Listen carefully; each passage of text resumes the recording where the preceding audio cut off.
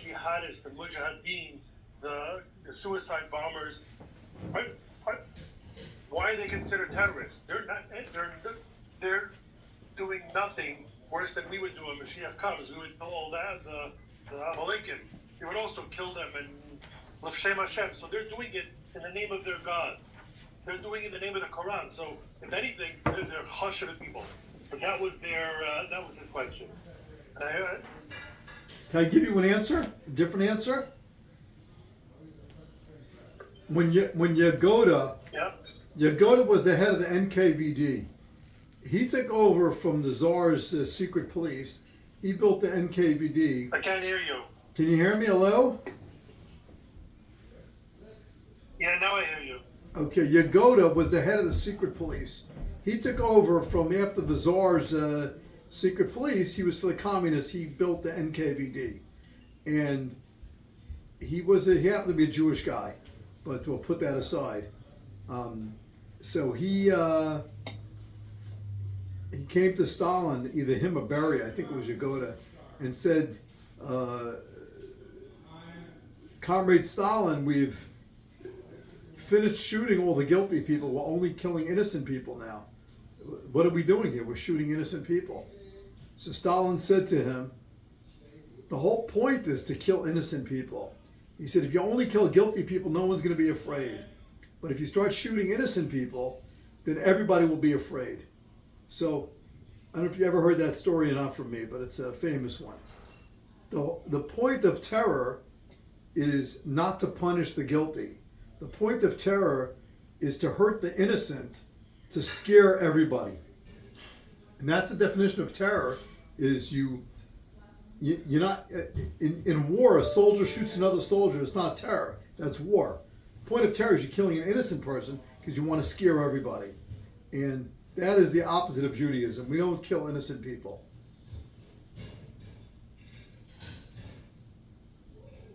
We lost Itzical. You get two answers. What if the answer is I'm here. Yeah, we know what. Yeah. So you give two answers, but one of his answers was that they have a predisposition to terror and to violence, because he said the Pope once, after they blew something up, the Pope once condemned them and said you have to do peaceful. So he said, what did the Arabs do? The Arabs were they were condemning the Pope, and he said they're violent. What did they do? They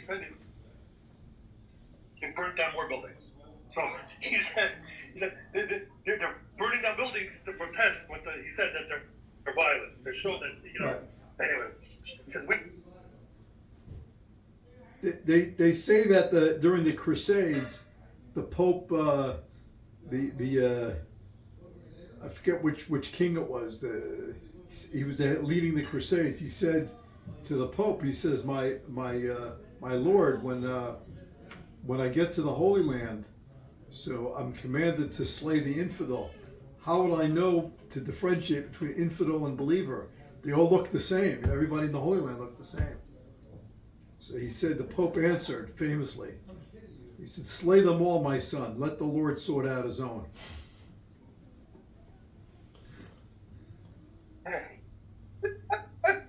Well, that's one way to do it. Slay them all, my son. The Lord will know his own. Iskal, where are you? You're in the Catskills? Where are you? I'm in the country. You're in the country. Welke country? Welke country? Amerika of Rusland? All right, let's jump in a little bit, guys. You ready? Please. So the remarkable contrast between Devorim and the rest of the Torah is, anyone want to tell me? What is the difference? What is the definitional difference between Sefer Devorim and the first four Sforim that we just went through? It's a recount. Nothing happens here. The recap. Yeah. Nothing happens here. It's a conversation. It's not an action. So, till now, the story of the Torah was the story of, we went through this, let's remind ourselves, what was the story of the Torah? Story of?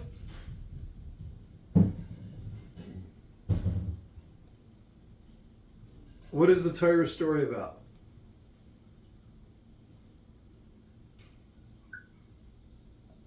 about surgery, Doc. Oh, I was waiting for someone else to answer. We went through how it was. What was the story of the Torah about? Was about how Shem's creation, Yeah. and we went through each of them and the names and their actions and how we became to be and how we have our relationship with Hashem. It's a story of the Jewish people. Well said.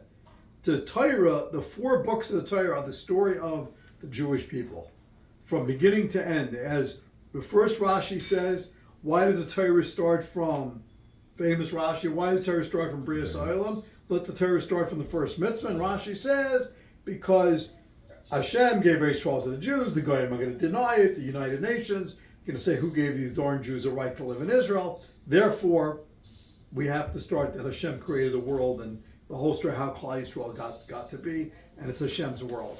But the first books, the 4 books of Torah, are the story about the world that Hashem created and where the Jewish people fit in, why they fit in, how we fit in, and everything else related to that.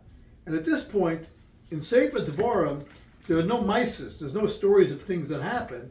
It's really all the words. It's a reflection on the entire Torah that got us to this point. So before we do that Torah's reflection, I want you guys to give me your reflection. What stands out as the greatest contrast and uniqueness of the story of the Jews to date from the first 4 books that you've learned? I mean, the whole Torah is it's not fictional, but it's, you know, if you were just told to a random person, he wouldn't believe that, you know. It's atypical. It's atypical. It's atypical. It's not an ordinary story. It's an exceptional story. Correct. As a matter of fact, we once described the stories of the Torah as prototype stories, where they're prototypes of all of humanity. So the stories that happen there are prototypes for everything that happens later. How do Chazal describe prototype stories? You guys, you should know this by now, hopefully. They describe it as Maisa Avos Siman Labanim. That if you look at the stories of the ancestors, you'll see the patterns of the children following the Maisim of the Avos. So, let's use, for example, use the simplest one. Who is the main guy in Egypt? Pari and Yosef. So, was it a Jewish country or non-Jewish country? No. Not a Jewish country. Who was running the show? Jew. The Jew. So, America. Who's Biden's chief of staff? Ron Klain. Nice, good Jewish kid. Who's Pedagogion's father? A Jew. Right? We know that. Okay. Yeah. His father, his stepfather, even according to some Russian friends of mine, his mother. Okay. Who's the Secretary of State of the United States? Blinken. Anthony Blinken. Who's Anthony Blinken? A Jew. A Jew. So the point is, there's a prototype story that's going to tell you, and it's so unusual that if one were to try to predict 3,000 years ago that there'll be a great empire of America and the whole story of the American Empire, and you would then ask, what religion will the Secretary of State be? You wouldn't guess a Jew, because it's so exceptional. And you wouldn't guess that 3 prime ministers in France were Jews, and of Great Britain and of Jamaica, I just found out, prime minister is a Jewish guy, and all these other things. And as we talked about, Ukraine and hundreds of other countries throughout the world that have had Jewish leaders. I'm just saying that as a prototype, that it's a Maisa of a similar Labanim. What you learn, how to learn from it, on Haggis, we've got to learn is all a separate conversation. So what's the contrast? What's the drama? Every story only has meaning because of drama. If there's no drama, there's no play, there's no story. If I tell you a story, Dr. Reish got up in the morning and he went to shul and he came home and he worked out, and then he saw some patients and he flew his drone around the backyard, and then he came back in and he read a little bit and he went to sleep. That's not a real story. But if I tell you Dr. Reish got up in the morning and he had this problem and that challenge and this drama and that drama, that's really, the drama is what makes for the story, and the drama is drawn by the contrast between A and B. So what is the drama of the story of the Torah? What is the primary drama of the story of the Torah? You can start with Avram Avinu. He's besieged by Para. He's besieged by the kings. He has opposition. So he's one man in the world. Ivri, why is he in Ivri? He's on one side and the whole world's on the other side. Predictive as AI would ever get, is that Torah is predicting that there'll be United Nations and there'll be 193 nations, and out of them, 190 nations are going to say, Jews, you did this wrong, you did that wrong, you're a bunch of ganavim, you're persecutors, you're oppressors, and all that type of stuff. It's predictive, because Torah tells you we were on the other side of the rest of humanity. So what are the other great contrasts, especially so in Bereshis, you have the contrast of Avram Avinu in the world, the contrast of Yaakov and Esav. You have that great contrast. What's the great contrast of Sefer Bamidbar?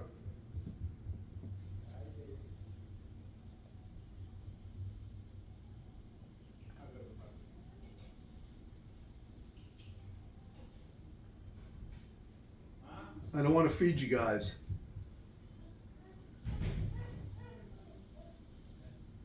No? Think about Bamidbar, take 2 minutes, reflect in your heads. And what is Avram Avinu, Nimrod throws him into the Kibshan Ha'esh. Every child knows that story. Pari wants to steal his wife. The kings are fighting. He has Sodom. It's one man against the world. Noach, it's one man against the world. All these stories of Bereshis are those stories. Klal Yisrael and Mitzrayim. Mitzrayim is the 49th level of Tumah. Klal Yisrael is Kedusha. Greatest contrast. What is the story of Bamidbar? What is the great contrast, the drama that produces the story of Sefer Bamidbar?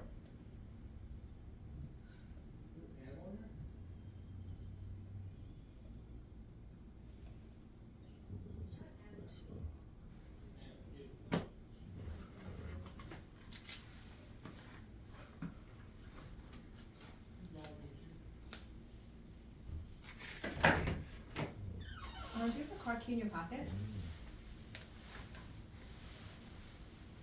Maybe upstairs in my shorts, because I did drive.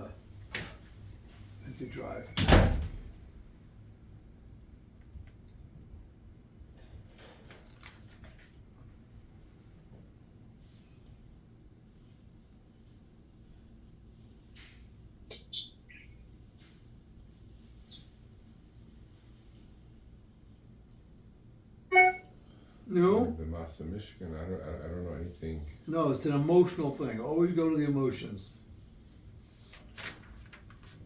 Always go to the emotions. Yeah, Kairach, but that's later on. Okay, Kairach is one story. Give me the macro, the big story. Kairach is a great story.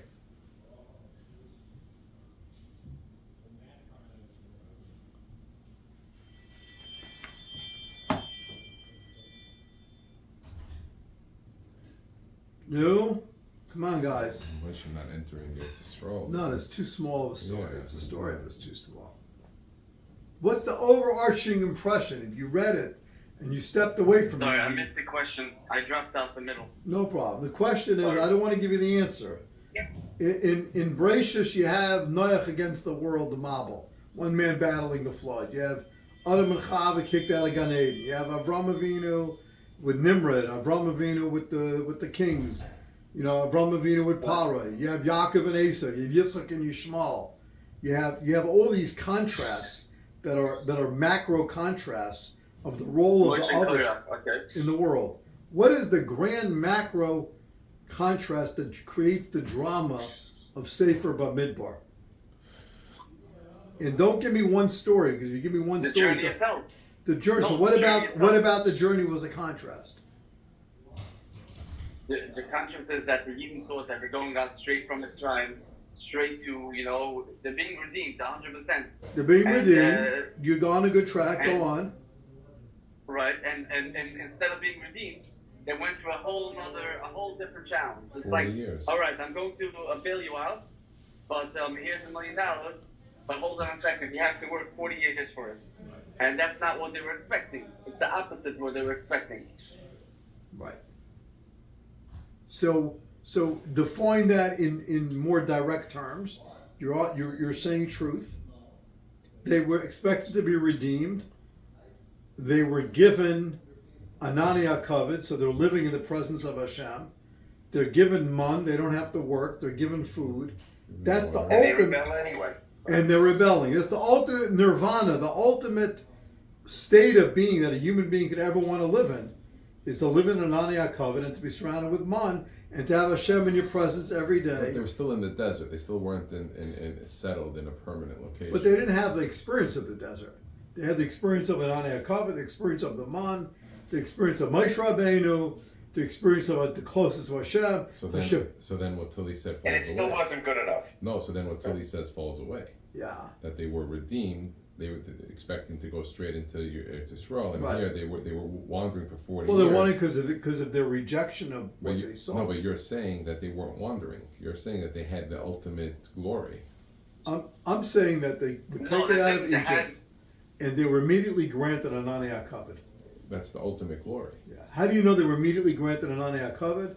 It's Oh, often it's Targum okay. Yonison Ben Uziel. He says that the minute they left, right away they got their Anania covered. Okay.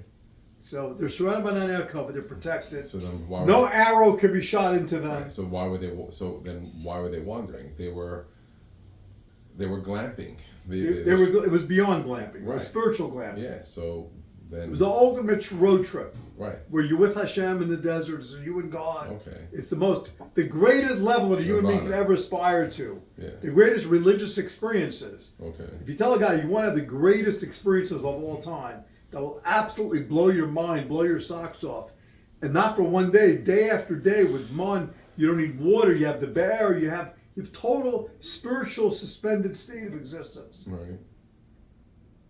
And what do? They rebel and fight and all that. So what's the drama in that? So how did they rebel again? They rebelled the whole Right. time.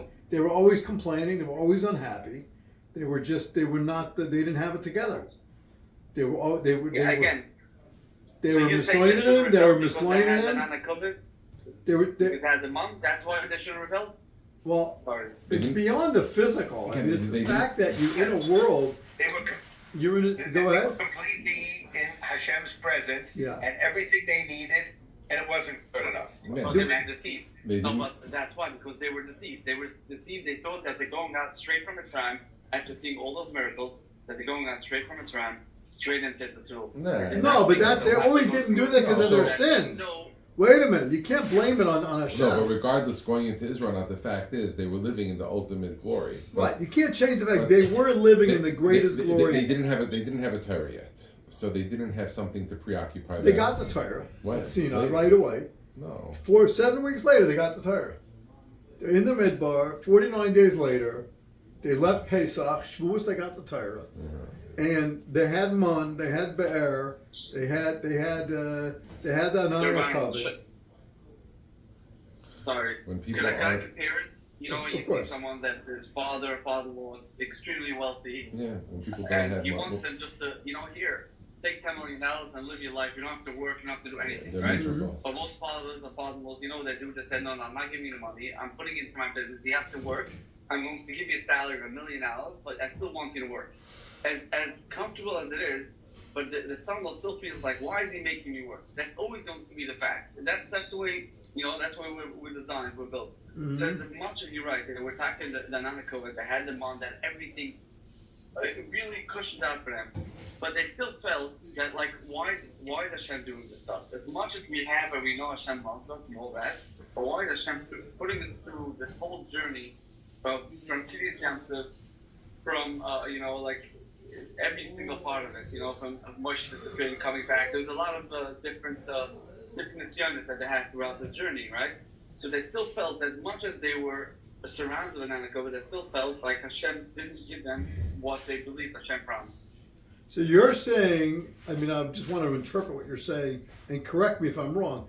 You're saying that you can't give man happiness because as long as he hasn't struggled for it, Correct. you can't just give him mun and be'er and Anania covet I was going to say. and expect him to have amuna and belief and all that. You can't give him happiness. I was going to say flip side that the shver, totally the shver that gives the Adam $10 million And it says don't work. and says don't work, You hear that? When somebody has time on their hands, it breeds. Okay. It breeds. I agree with you. I don't know. Breeds misery. It breeds misery. Exactly. So they had that. Not like the second they went into Eretz Yisrael, they have to plow the earth, and they have to build houses. They have to start handling. You know, they're not miserable anymore. I agree with you 100%. However, if your father-in-law would tell you, "I'm taking you for Eidem, and I'm going to make sure that you sit and learn for the rest of your life," right? All you have to do, take out sitting and learning. Take out. One second. Rabbi Kanievsky, okay? So he's sitting and learning, you know, right? And then the father-in-law takes him as item and tells you, I'm sorry, but I realize it doesn't make sense. I want you to go work. And he's not going to Kanievsky. He's a guy that's going to sit and learn, okay? So let's put it away. So, and then he thinks, and yeah, you're right. He feels like his father-in-law deceived him. And this is the case over here. He even really felt when they went out of Mitzrayim, they saw all the miracles, they already believed in Hashem, they already kind of did some part of Chiva, right? They felt like they're going to go into Yisroel. And the first concern that comes their way is Kiryas Yamsuf, right? They see this huge Yam and saying, 1 second, what's going on? We were basically forced to go this way, right? And there's no way out, right? So we need an action to jump in. But that wasn't a sign, that was a punch in their face. Think about it. Think about if you were to be part of the Klal Yisrael then, and you see like, oh Hashem, you're taking me out, okay, finally we're out, we have victory. And what happens? I see Kiryas Yamsuf. So nobody thought to jump in. They looked at it like a block. Oh, we saved Navdisha, right? Hashem wants to kill us. Is that what he wants right now? Is he wants to kill us in the water? Until Hashem jumped in. So that's strike one, right? As far as they're concerned. They get out, it's not finished. They're still continuing one after the next. One assigned after the next assigned. But they would have been taken, I don't want to argue with you. They would have been taken straight into Eretz Yisrael. The only reason why they weren't taken into Eretz Yisrael was because Hashem said, if I take them Derech Eretz Plishtim, the Kikarv, they're going to want to go back to Mitzrayim. So Hashem said they're not ready for it. Hashem knows truth. They were not ready. But they didn't know that. But Hashem knew that. Right, exactly. We didn't know that. Again, that's exactly my point. We didn't know that, so that's how we felt the way we felt. So going back to the original question, you asked me what the mitzvah was, right? Now, the conscious of it, now what we know right now, so we understand what the mitzvah is, right? Later on, I'm thinking objectively, we understand why the mitzvah was so important. But at the time, when you're in the washing machine, so to speak, you don't see it that way, right? Mm-hmm. So that's basically the difference. That's the contrast. You asked me like, you see Avrum and Terech, Avrum, he kept on fighting. Yitzchak kept on fighting. Yaakov kept on fighting. What was the fight over here? This was the fight. The fight was to see the bigger picture. Okay, so to put it in another paragraph, but the same words, just to rearrange it a little bit. Adam Rishon has a contrast, a drama in his story. It's a great story. It's him, and he has everything. He's in Gan Eden. He's really in Gan Eden. He's like sort of in Gan Eden. He's really in Gan Eden. He has everything. But he needs a little bit of self-control. And he never learned self-control.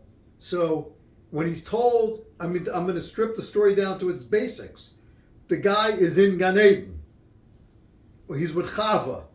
Aaron, don't listen to this. They're naked together in Gan Eden. You have whatever you want. Okay? Whatever you want. But you have to have one thing. They weren't naked. The nakedness came after the fact. Okay, I'm using a metaphor. Then there was a concept, but before that, but they have everything. You're in Gan Eden. Yes. And there's one thing you have to have in Gan Eden for Gan Eden to work is self-control and self-discipline. And he doesn't have that. He has everything. He doesn't have self-control. Hashem says, don't touch, don't do this, don't touch the light switch, don't take it, don't take the candy, don't do it. Learn self-control, because if you don't have self-control, you can't be a bar Gan Eden. You have to have self-control. And he doesn't have it, so he messes up. And then you have the whole story of Noach and the world goes to pot. You have that contrast. You have the contrast of Avraham Avinu and Nimrod. You have the contrast of Avraham Avinu and Terach. Contrast of Avraham Avinu and the kings.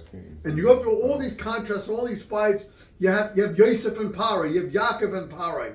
You have Moshe and Parai. You have all these external contrasts where they're external to the Jewish people. And then they get everything they want. They're back in Gan Eden.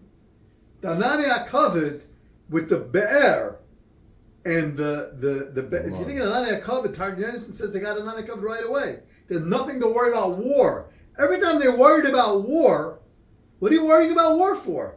The Anania covered. You couldn't shoot into the Anania covered. So Anania covered gives you protection from the sun. You don't need clothes. You don't need new shoes. Your clothes didn't spoil. And that started really in the Kriyas Yamsuf with the water and the drinks and you have the money, you have whatever you need. And they're in the Midbar, and the one they're fighting with is back to Adam Rishon.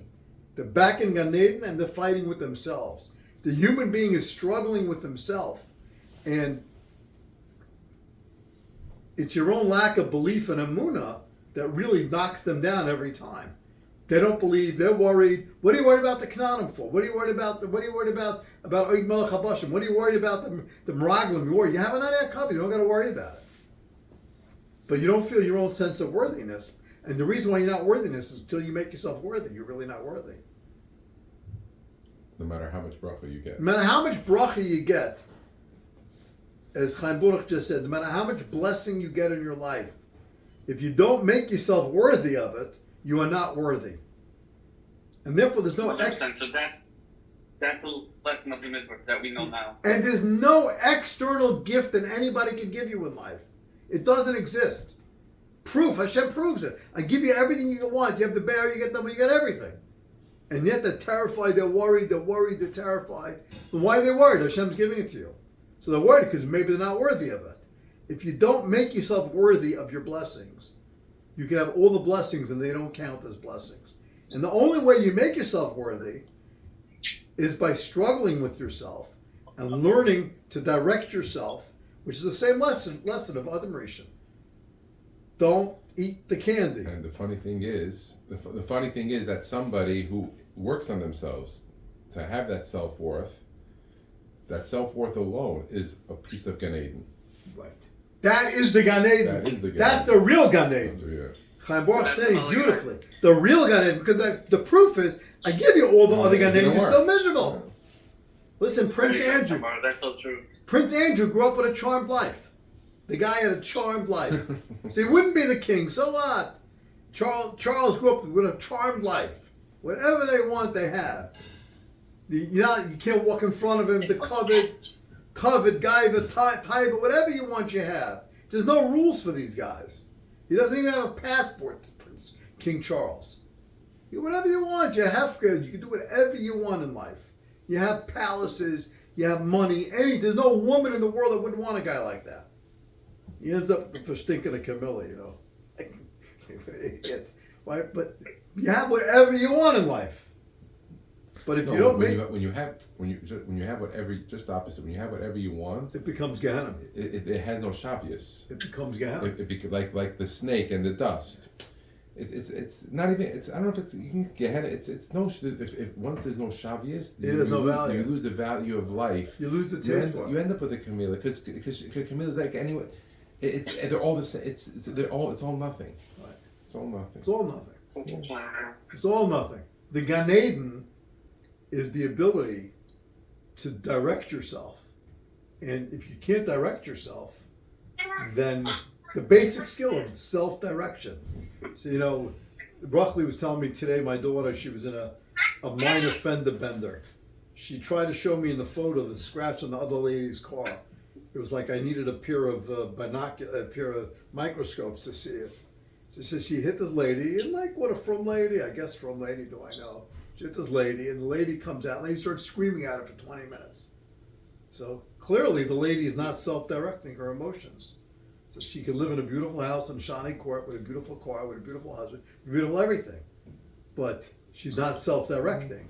So when somebody makes a tiny scratch on a car, which my daughter's happy to fix, it shouldn't even be an issue for a half hour the lady's screaming. Because it wasn't the scratch. Not the scratch.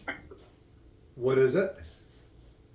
You ever saw the thing, it's not about the nail? It's not about the nail. You ever saw it? No, tell us. No, I'm going to send it to you. Okay. Yeah. You guys ever saw It's Not About the Nail? Chaim Baruch is suggesting that. Never. Let's hear. No? No, I'm going to send it. He'll send it to the group. Yeah, just my phone's recording. So you have an amazing story in Bamidbar. They're Bamidbar, but they're really not in the Midbar. They're in the Midbar with HaKadosh Baruch Hu, with Be'er and Man and everything. They have it all.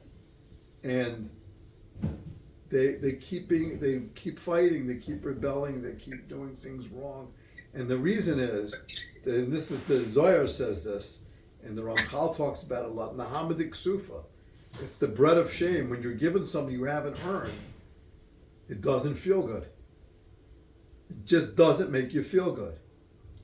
Doesn't make You have a sense of self-worth. But so there's two different things. Doesn't feel good and doesn't make you feel good. I think are two different things. Well, it can feel good for the moment. Correct. Right, but it doesn't make you Like feel winning the good. lottery. Yeah. Right? Look, these guys who win the lottery, they all end up, they wipe through it because they didn't earn it. They didn't.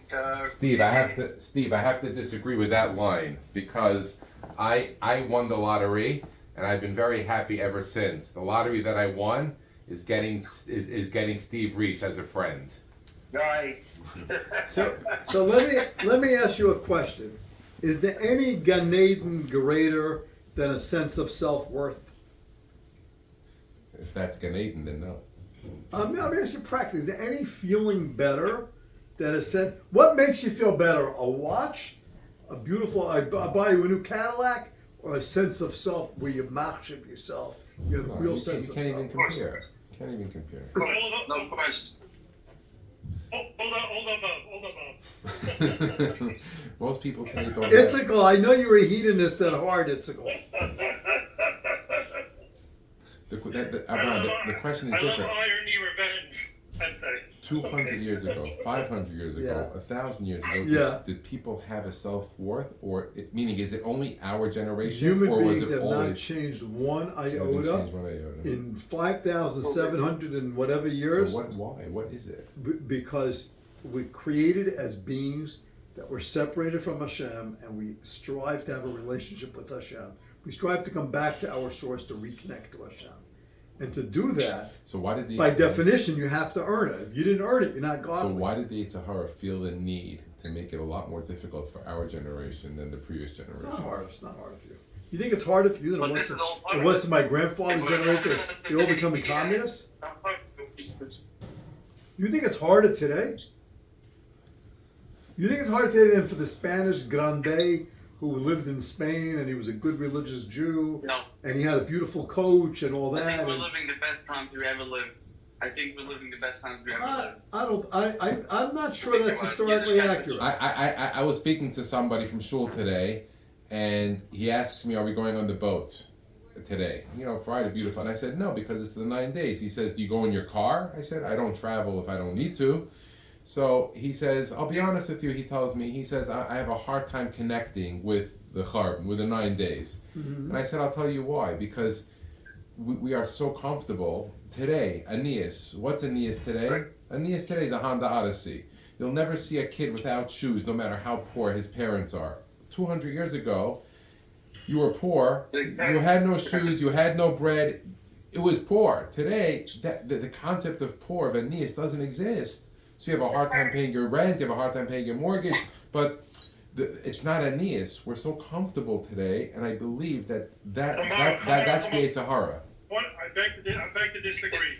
I beg to disagree. Today, the Joneses is worse than Aeneas. Because Kinna is a much more powerful force than poverty. Let's put it this way. The poorest American lives better than Louis XVI lived. He has air conditioning. Yeah, he has air conditioning. The poorest American lives better than King George lived, or King Albert, or whoever they were from Great Britain. Yeah. They live better. They have better health care. They have more social support. They live better than they lived. They have more food available. So what I'm saying is, the more we're oppressed, right? The Spanish Inquisition. The more you're oppressed, Yeah. the more you cling onto the Rebbeinu. Right. And today we don't have that oppression. We don't have struggle. We don't have struggle. Correct. We don't have, so Chaim Baruch is saying that today with comfort, we don't really have struggle. And struggle is what connects you to the Rebbeinu. And therefore we feel more miserable than in other generations. Because we're not connected. Right. If you're Because we don't have connected, struggle. you would have self-worth. I would say the following, that in previous generations, the generation was defined by struggle. And today's generation is not, individuals are defined by struggle. You struggle. This guy struggles, but the generation as a whole is not defined by struggle. And therefore it's unhappy. Therefore the suicide rate is higher, the obesity rate is higher, the self-imposed illnesses are higher because people just don't have a sense of self-worth. Correct. No, so that's why I asked if 200, 500 years ago they did have a sense of self-worth because they had to struggle. I don't think people changed. You know, people- I think if you would have fit right in, if you would have been in the times of the Jews of Spain, Chaim Baruch, you would have fit right in. You would have come in your nice fancy silk outfit, and the Oilam and Stiebel in Spain with good jokes, good geschmack or whatever. The rabbi saying Shah, don't talk. And didn't have Rotberg, so the rabbi probably said Shah still to military. They spoke anyway, and then they went and they had feasts and they had it good. Right, but then they had the Spanish Inquisition. Right. So that struggle was the most insane struggle. But the Spanish Inquisition didn't happen until 1492. So you're The saying hundreds of years the Jews later had 400 years in Spain of before the peace. Inquisition. Got it. Right here. America, what do you think's gonna happen in America? We're also living the life. Do you think it's not gonna happen?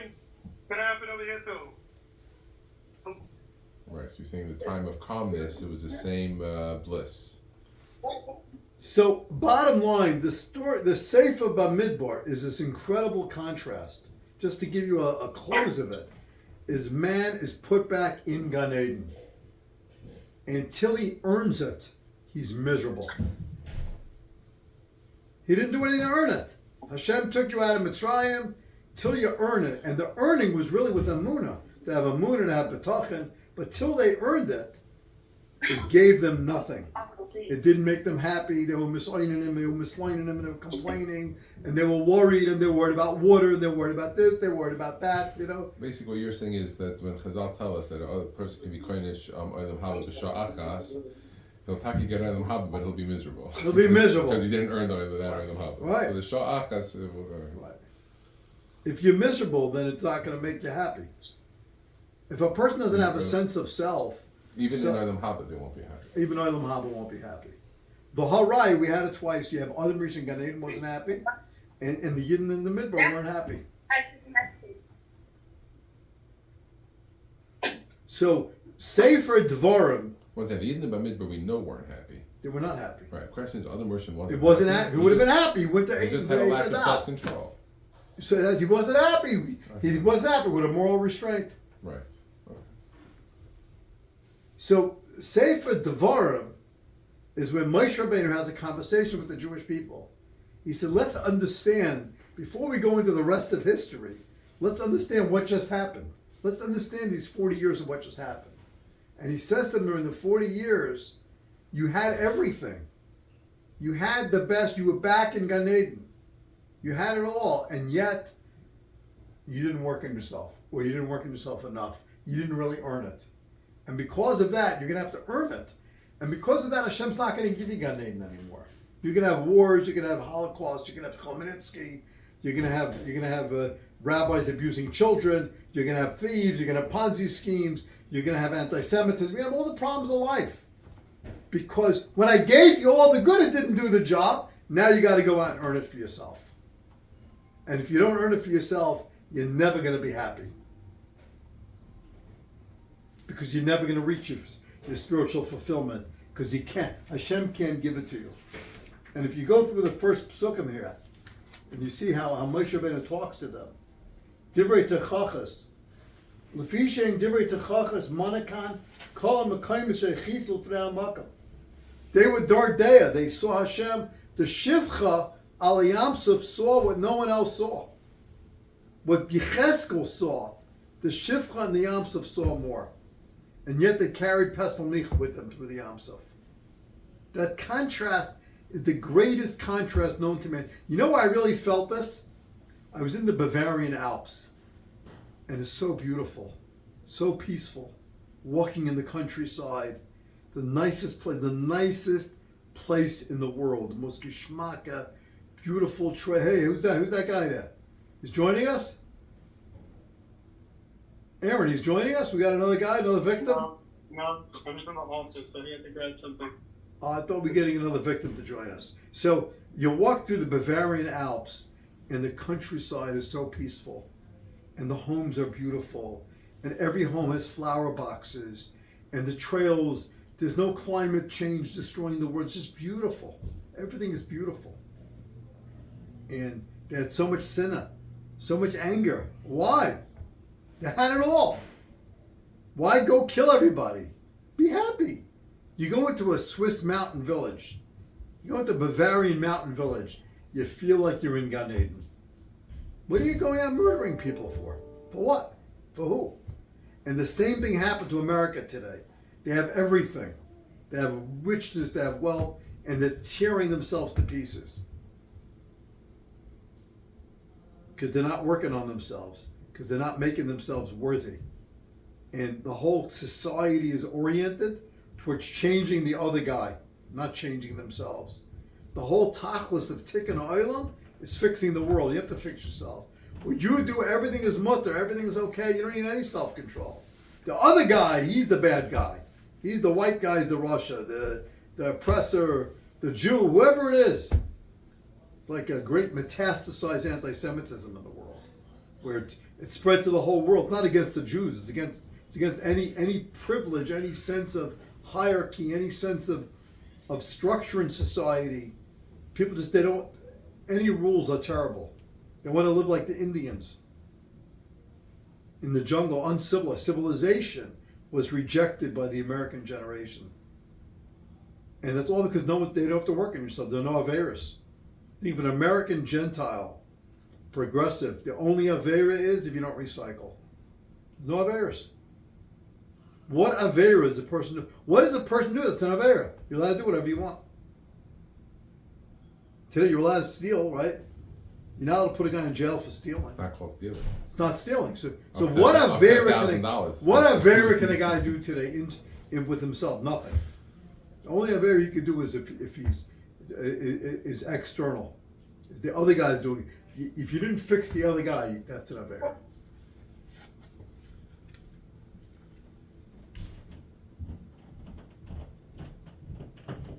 That is the Parsha. So when you talk to your kids, and Aaron, when you talk to yourself at the meal, you can think of yourself Shabbos. You can think of yourself just how beautiful life is. And you can have all the gifts of life, you can have everything. But it's not going to make you happy.